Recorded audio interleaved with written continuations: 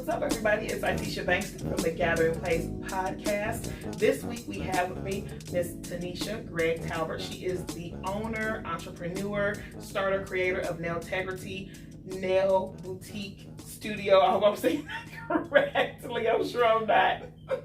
It's close. It's close. Thank you so much for coming. We appreciate you coming today. We appreciate you. We're going to be talking a little bit about her business, her startup. As you all know, if you've been following our series, we've been doing a mini series on the startup. So if this is a series where we highlight a number of up-and-coming entrepreneurs, people that are just starting their businesses. I like to tell about people's beginnings because before you know it, they're going to skyrocket, and when they get big, they may not want to talk to you. So you got to talk to them now so that you can get all the juicy details about how they started and how things began for them. So we're going to talk today, right now, about her startup of her nail boutique studio. So, you ready? I'm ready. Okay. You sure? Yes. Okay. So tell us a little bit about your background, like how you got into doing what you're doing. Basically, just tell us a little bit about who you are. Okay, so my love for the industry started really young. My parents were extremely overprotective, and we had to come up with creative ways to entertain ourselves around the house. Okay. For my sister and I, it was doing our nails, doing our hair, and from there it just was something that continued. I went to beauty school, and I went to beauty school for cosmetology, so to do everything, and nails is just what I ended up sticking to more. I will do hair, I can do hair, but nails is what I do 98% of the time. That's your love. Yes, that is my love. Nails is your love. Okay, that's good stuff. Okay, so you chose this area because you said nails is the thing that you love to do. But what is it that drew you, like, because you were doing something else before you started doing nails, right? I mean, I know you said you went to school for cosmetology. Yes. But was this like your first like job? Like you came out, you're like, you know what, nail technician, this is what I'm doing. Opening my business, bam, this is it. No, not at all. Not at all. So, off and on, I would always do nails on the side. Mm-hmm. It wasn't until about 5 years ago that I decided to go full-time doing nails. The last job I had, I was completely done with corporate America. I could not take it anymore. It was the absolute worst job I had ever had. A lot of people have that revelation about a lot of things. Yes, so do. Nails was something I just always thought about, always talked about. So I thought it was time to finally get into what I love. How did you get the courage to do that? Because that, like, to move from something that is secure, like, you know, in corporate America, not that it's secure because nothing is, you could lose your job at any moment, but to go from knowing that you have this paycheck coming every other Friday and doing what you need to do, how did you muster up that courage to do that? Support. Okay. I tell people all the time that my parents and my siblings are wonderful support. I have an excellent support system, and when I made it known that that's really what I wanted to do, like, I'm ready to go into the shop. With 3 kids, I have to have an absolute amazing support system to be able to do that, because I wasn't just jumping out there on my own. Right. I was jumping out there with 3 children behind me. Yeah, so what were some of the thoughts that you had, though? How is this going to work? Yeah, I'm sure. And starting off without having that clientele, you're pretty much agreeing to really go with the flow, because there's no guarantee. Okay. Building the clientele starting off is, of course, the most difficult part.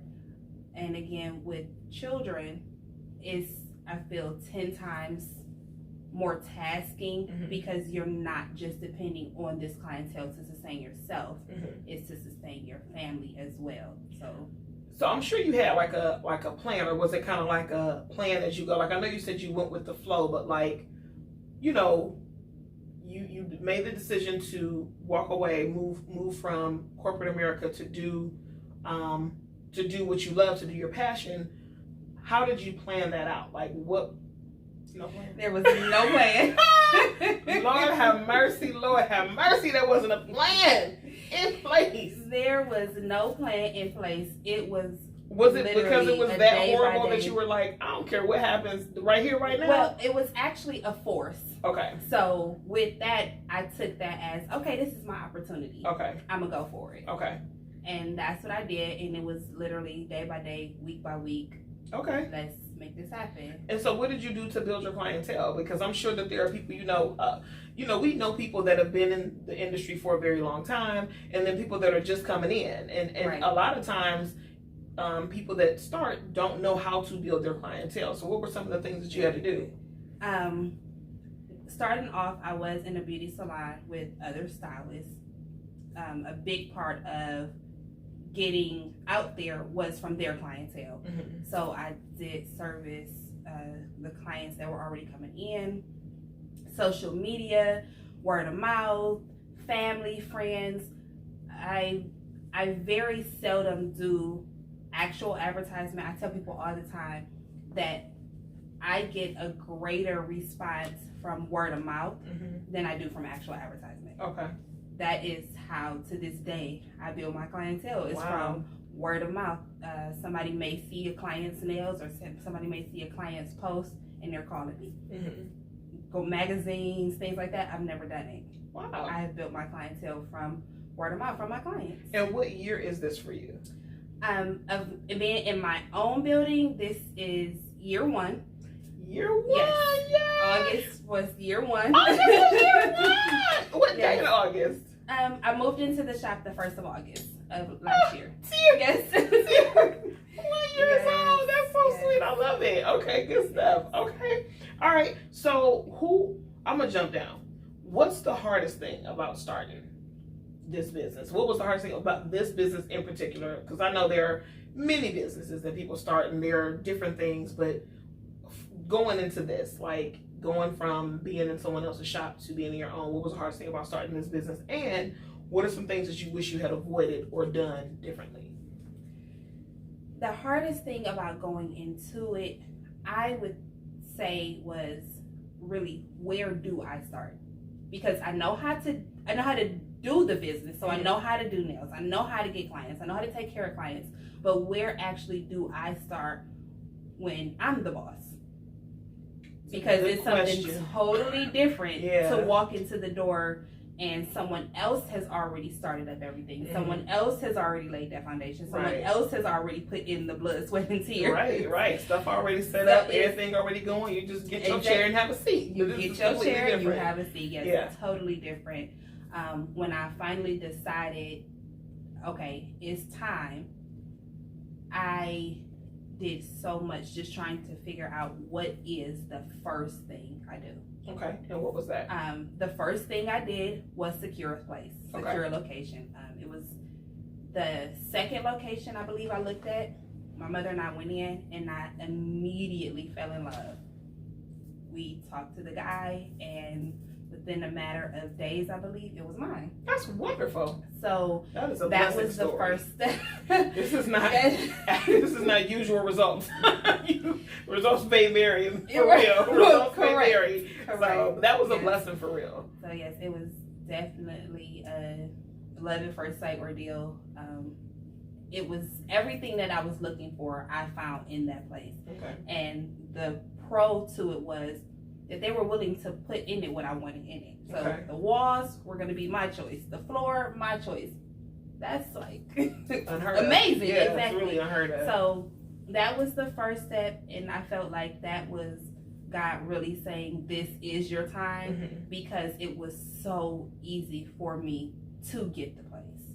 So because you stepped out and actually got serious about it and started doing it. I'm gonna stop playing around. Okay. Yeah. It's time to do it. So this is good stuff that we're talking about here. See this common thread here, people? Just time to jump in and just do it. Stop playing around, just jump into it. So what was something then that you wish that you had either done differently or avoided in this beginning? And again, we're still in year 1, so there's still so much growing and different things to do. But even in those beginning months, what were some things that you was like, oh dang, maybe I should have done this? In the beginning months, once I decided to actually do it, so we found the place in January. We were supposed to open in March. And remember, I said August 1st. This is what you said. March is a far cry from August. Yes, was the actual startup was August 1st. So in January, I found the building. The contract was supposed to start March 1st. And there were so many bumps, so many just different things. So I really believe starting up, if I were to do it again, I would have had a more direct contact with someone that had already done it before. Okay. Because I really was winging it. I'm finding out as we're going, talking to like the city to find out, well, what has to be done, what they're expecting and things like that. The thing that I definitely would change would be to find somebody that was willing to kind of coach along the way. I feel like that would have made things go a little smoother, a little quicker. But again, I was ecstatic to actually get to the place. But that is one thing that I would. All right. So going at it with somebody, you know, I think that's something that I've said before here is that, you know, you can't do it alone. You really do need somebody. And you're actually in business with your sister, right? Yes. Your sister is there with you. So your studio is a joint business with you guys. And, you know, knowing what needs to be done. So like contractors and how long things should take and how much things should cost and timelines and, you know, permits and all that other kind of stuff. Absolutely. Yeah. That's a serious thing. That's a serious thing. So what are you learning about yourself along the way? That I have a lot more patience than what I thought I did. Ooh, okay. That's good stuff. That's good stuff. Good patience. That's good. Absolutely. The process has tested my patience because, again, you're looking at dates, and when you find out you hit this bump, it's like, okay. And that was my exact answer every time I hit a bump. Okay. So what do we do now? Okay. So what's next? Yeah. Because getting in the uproar about it does not speed up the process. This is true. This is true. It does not eliminate a step. It just gets you frustrated. It gets those around you frustrated. And now you're dealing with a delay and everybody's frustrated. Right. So my response was, okay. Being patient with the process. I think we've said this before, like patient with yourself, patient knowing that you're working with other people, factors that you cannot influence or have control over. You just have to continue to go at it, but to allow yourself to not become so flustered if things are not working out, because it will only frustrate you and probably cause mental blocks and everything else. Like you can't really think clearly. All right. So who has influenced you or inspired you in this journey? So I've had encounters with a lot of seasoned, not necessarily technicians, more so stylists, but the passion is still the same. I've had teachers from cosmetology school, the owner of the very first salon I ever worked in when I was 16. She's still extremely passionate about what she's doing, and she's been at it for a really long time. That's wonderful. It's a great business to be in, and for me to be as passionate as I am about it now, and to see that they're still passionate about it, the creativity, it's like endless. So it's like, okay, I might be stumped over here with one thing, but then you see something, even with social media, like the inspiration you see on social media, there's a lot out there.